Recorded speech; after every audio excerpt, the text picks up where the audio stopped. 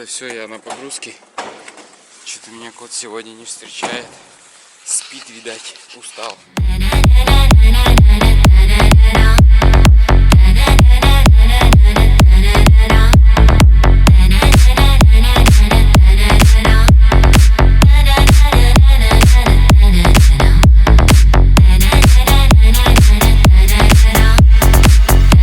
Всем здорово, пацаны и девчонки, естественно. Первый видос после Нового года. Сегодня я очень хорошо настроен поснимать. Опять масло, опять фритюрное, опять 2 тонны будет. Так что все, сейчас садимся в машину и погнали. Вон она уже стоит.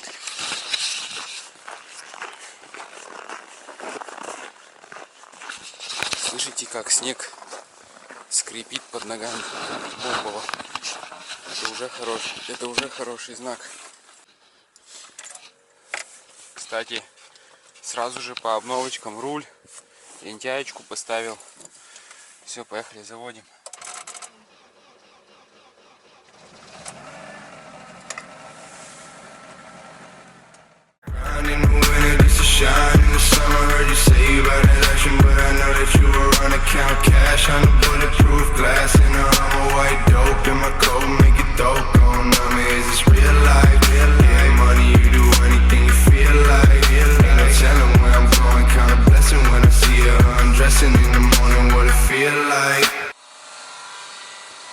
Ребята, в общем, я подъехал на загрузку, вот меня грузят. Там работает маслонасос, поэтому прошу не обращать внимания. В общем, такой момент, в комментарии спрашивают: Русик, подскажи, скрипит в ногах кабина, скрипит или трещит? Так вот, я хочу показать для людей, кто может сталкиваться с этой проблемой, как ее решить. В общем, смотрите, сейчас я фонарик вот здесь поставлю. В общем, насчет скрипа, если у вас скрипит в ногах, то 99% виноваты вот эти вот, как сказать, шпильки, вернее гайки. Гайки не дотянуты на шпильках, и, соответственно, скрип возникает в этом месте. Соответственно, и на водительской стороне такая ситуация, и на пассажирской. Вот там под блоком предохранителей тоже самое. 2 гайки на 13, их надо подтягивать. Но так как машины старенькие, все это закисает. Я как бы рекомендую вам сначала как-нибудь выбрать время,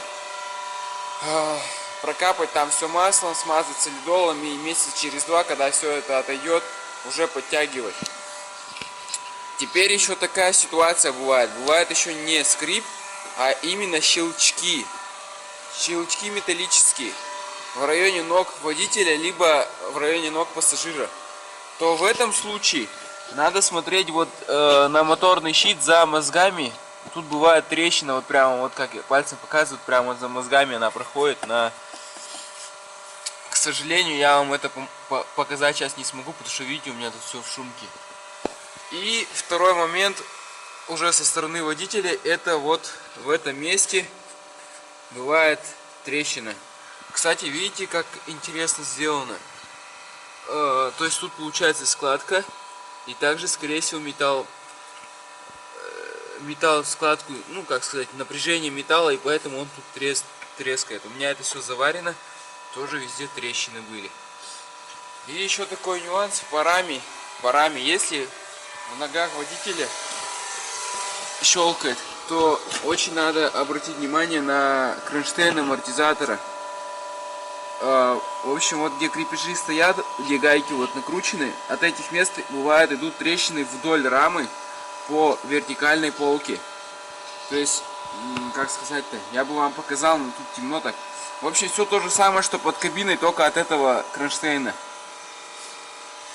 Очень частое явление, и по моей практике я так заметил, что данный дефект рамы встречается чаще всего у машин 2006 года выпуска. Не знаю, с чем это связано, скорее всего с браком на производстве. Либо что-то клепали там плохо, именно саму диагональ рамы, либо что, либо металл, либо не знаю. Но вот я столько машин видел, 2006 года машины, они почти все с трещинами в этих местах. В общем, вот такие дела. В следующем, кстати, вот смотрите, ребята, вот у меня подогрев дворников, я его все-таки сделал. В следующем выпуске я расскажу о нем. На что обратить внимание, как сделать вообще, что покупать, сколько это стоит и так далее.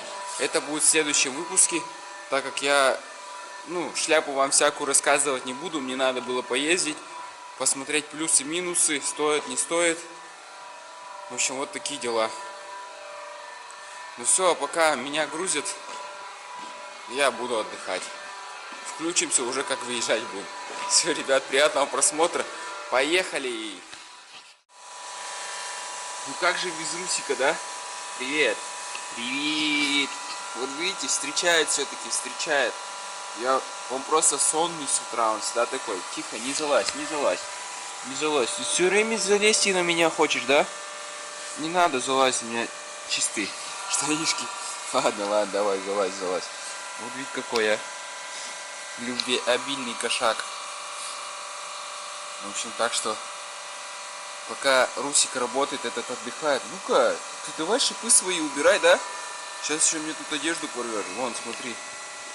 С вами тоже поздороваться хочет, да? Ну скажи что-нибудь.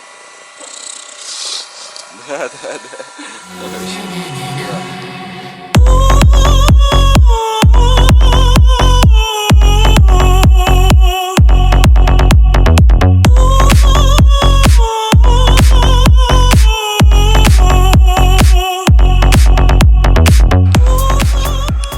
Ребята, все, едем. Загрузился я. Сейчас меня грузили.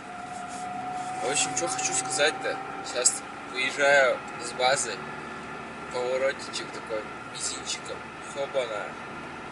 В общем, суть такая. Смазал переключатели. Вчера менял руль. Только вчера я его поменял. Представляете, сколько я мучился со старым рулем. Снял руль, думаю, надо вспомнить, что такая тема есть на этих переключателях, когда дальний включаешь, она отщелкивается как на тракторе, как бы, очень жестко. И такой щелчок на всю кабину, в общем. Вот я сейчас ближний дальний включаю, очень мягенько. В общем, разобрал переключатели, смазал там все подвижные механизмы и просто как на Volvo, серьезно, я вам отвечаю.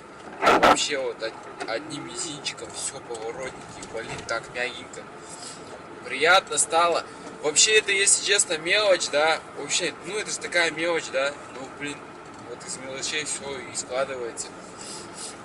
В общем, сейчас даже лишний раз поворотник хочется щелкнуть.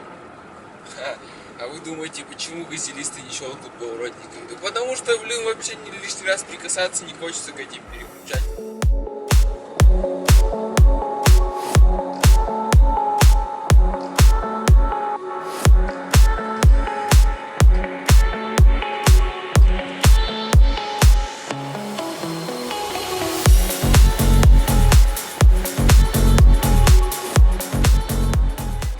Наши любимые весы, как всегда.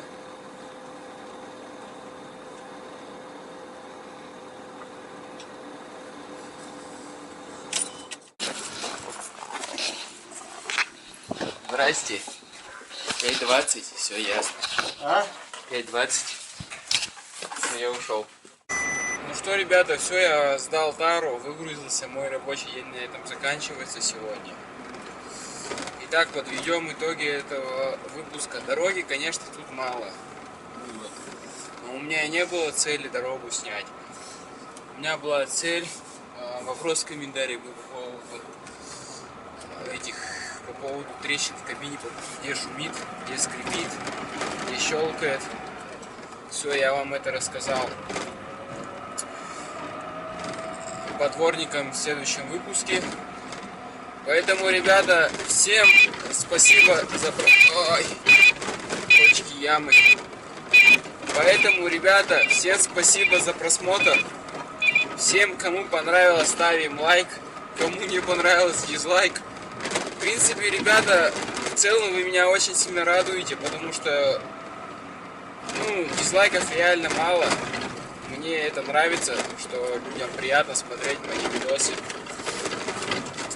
Ужасная дорога, уж извините. Такой вот участок. Поэтому еще раз спасибо. Увидимся в новом выпуске. Все, ребята, всем пока. Я уже поехал отдыхать. Все.